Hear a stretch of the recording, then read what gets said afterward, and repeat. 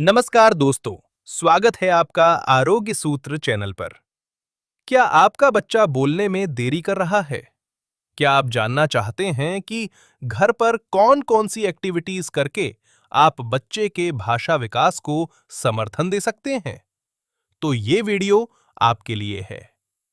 आज हम जानेंगे स्पीच डिले वाले बच्चों के लिए 10 आसान होम एक्टिविटीज।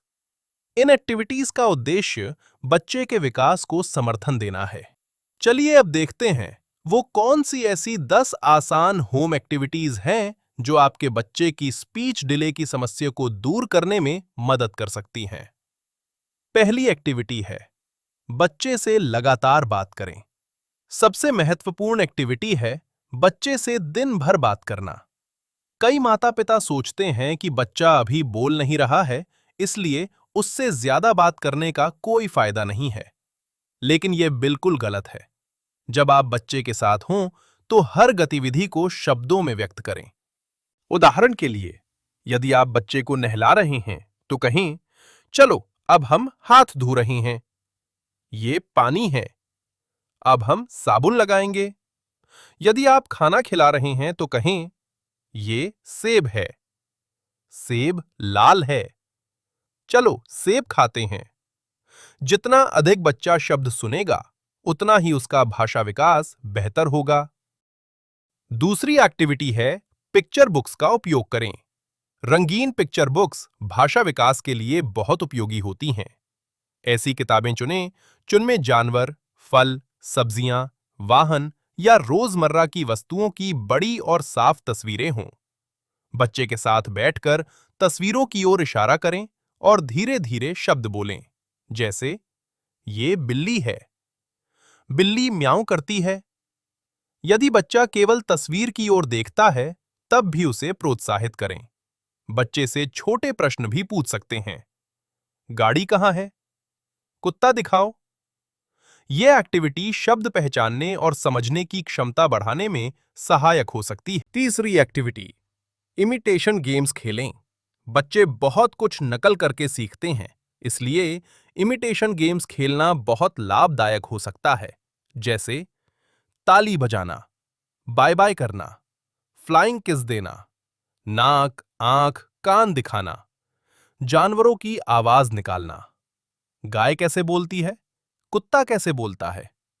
पहले आप करके दिखाएं, फिर बच्चे को दोहराने के लिए प्रोत्साहित करें। चौथी एक्टिविटी, सॉन्ग्स और राइम्स। बच्चों को गाने और राइम्स बहुत पसंद आते हैं। एक्शन सॉन्ग्स जैसे मछली जल की रानी है, जोनी जोनी, या कोई भी आसान कविता बच्चे के भाषा विकास को समर्थन दे सकती है। राइम्स गाते समय हाथों और चेहरे के हाव भाव का उपयोग करें। धीरे धीरे बच्चा शब्दों और एक्शंस की नकल करना शुरू कर सकता है।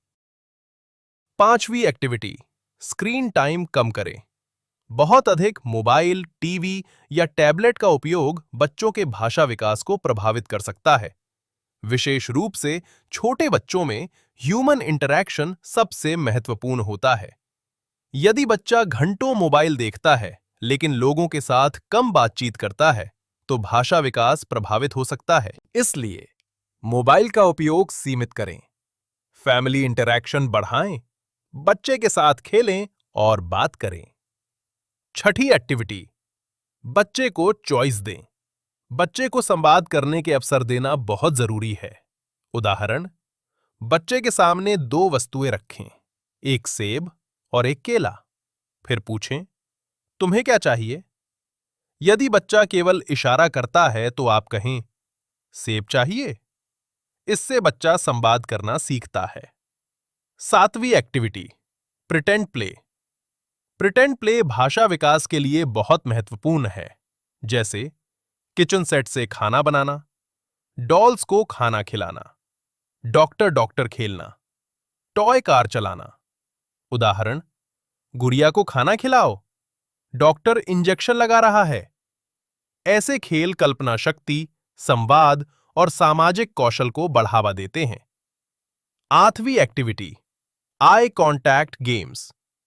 आई कांटेक्ट कम्युनिकेशन का महत्वपूर्ण हिस्सा है। इसके लिए बबल प्ले करें। पी के बू खेलें। फेस टू फेस बैठकर खेलें। जब बच्चा आपकी ओर देखे तो मुस्कुराएं और उसकी प्रशंसा करें। जबरदस्ती आई कांटेक्ट करवाने की कोशिश न करें। 9वीं एक्टिविटी, बच्चे की बात को एक्सपैंड करें। यदि बच्चा केवल एक शब्द बोलता है, तो आप उसे बढ़ाकर बोलें। उदाहरण, यदि बच्चा कहता है गेंद, तो आप कहें, हां, लाल गेंद। यदि बच्चा कहता है पानी, तो आप कहें, हां, मुझे पानी चाहिए। इससे बच्चा लंबे वाक्य सीखने लगता है। 10वीं एक्टिविटी, बच्चे को बोलने का समय दें। कई बार माता-पिता बच्चे के लिए तुरंत उत्तर दे देते हैं। ऐसा करने के बजाय बच्चे को प्रतिक्रिया देने का समय दें। यदि आपने पूछा, तुम्हें क्या चाहिए? तो 5 से 10 सेकंड रुकें। बच्चे को सोचने और प्रतिक्रिया देने का अवसर दें। धैर्य रखना बहुत महत्वपूर्ण है। इन एक्टिविटीज को नियमित रूप से और खेल-खेल में करने का प्रयास करें। हर बच्चा अलग होता है, इसलिए प्रगति की गति भी अलग हो सकती है।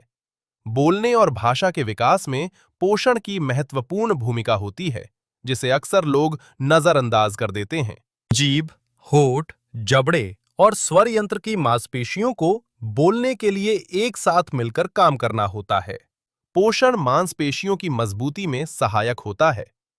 बोलने के लिए मांसपेशियों के जटिल समन्वय और गतिविधियों के लिए मजबूत मांसपेशियां और उन पर अच्छा नियंत्रण आवश्यक है। पर्याप्त प्रोटीन युक्त संतुलित आहार मांसपेशियों की वृद्धि, कार्य और मजबूती में सहायक होता है।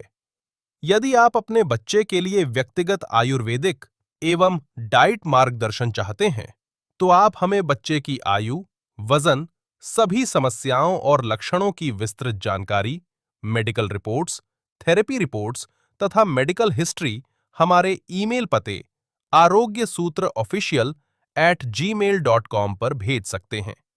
बच्चे की स्थिति का अध्ययन करने के बाद आयुर्वेद विशेषज्ञ धनेंद्र जी द्वारा बच्चे के लिए व्यक्तिगत डाइट प्लान, डेली रूटीन तथा आवश्यक आयुर्वेदिक मार्गदर्शन तैयार किया जाएगा। अधिक जानकारी के लिए वीडियो के डिस्क्रिप्शन में दी गई जानकारी अवश्य देखें। अगर आपको ये वीडियो उपयोगी लगा हो, तो वीडियो को लाइक और शेयर करें और आरोग्य सूत्र को सब्सक्राइब करना ना भूलें।